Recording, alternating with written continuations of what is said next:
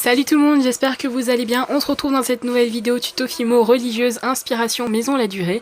Et on va commencer par réaliser la couleur de votre choix. On peut utiliser de la couleur pastel, du chocolat, de la vanille. Il y a vraiment plein de religieuses de plein de parfums.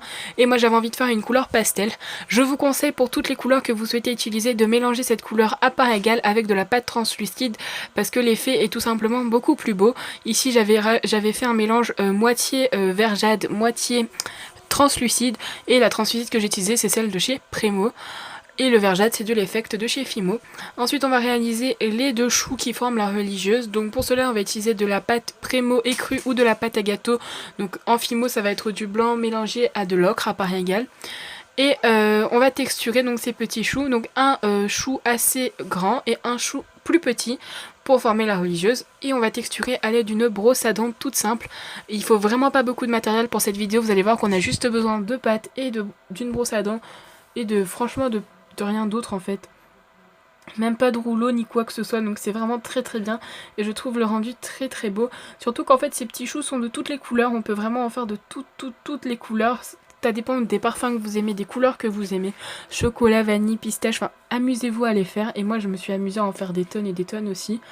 Ensuite on va prendre le mélange qu'on avait fait tout à l'heure et le chou du bas. Donc en fait on va commencer par le chou du bas parce que ça va pouvoir nous permettre de voir un peu pour le chou du haut s'il est de la bonne taille ou pas. Donc vous prenez un petit bout de pâte que vous avez fait, donc du mélange que vous avez fait, et vous allez l'aplatir sur votre plan de travail. Donc essayez de former un cercle de base, comme ça vous n'avez pas besoin d'outils. Bon, moi j'ai fait une petite boule et j'ai appuyé dessus et jusqu'à obtenir l'épaisseur que je voulais. Ensuite je vais prendre mon chou du haut et voir si la taille est bonne, parce que souvent on se rend compte que le chou du haut est un peu trop petit, un peu trop gros.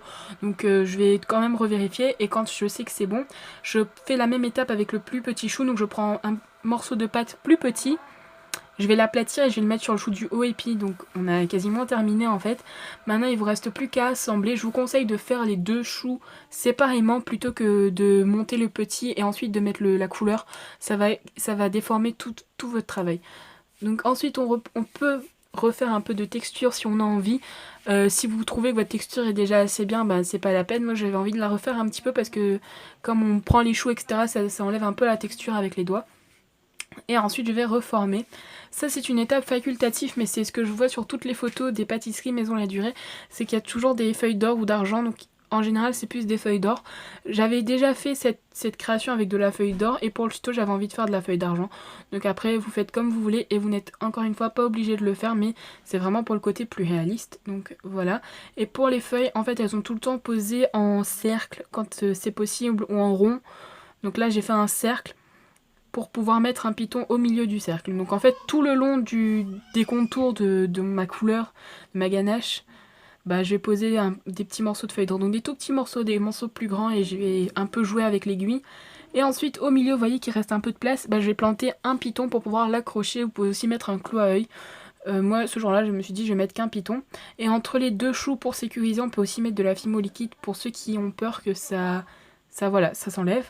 Et on peut aussi refaire un peu de texture, donc ça c'est bien évidemment, vous pouvez faire autant de texture que vous voulez avant cuisson. Je vous fais plein de gros bisous et je vous dis à très bientôt.